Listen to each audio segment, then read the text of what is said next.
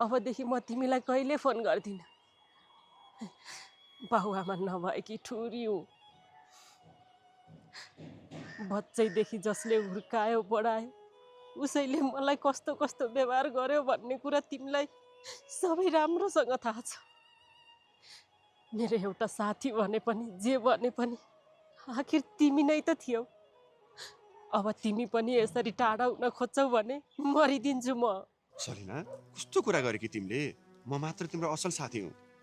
मैले चलाएको गाडीमा तिमी ठोकिनुभन्दा अगाडि यतिका वर्ष तिम्रो र मेरो भेट नहुँदा सबै कुरा राम्रै थियो। तिमी बाँचिरहेकै थियौ। बिचमा केही समय हाम्रो भेट भयो भन्दैमा, मैले तिमीलाई भेट्न चाहिन भन्दैमा मर्ने भन्ने पनि हुन्छ। यस्तो नचाहिँदो कुरा नगर है। हेर, आफ्नो जीवन सकाउने सोच्नु यो त पाप हो नि। जीवन सकाउनु पाप हो, राम्रो कुरा गर्यो। तर तिमीमा कसैले जिउने आशा राख्नु, जसले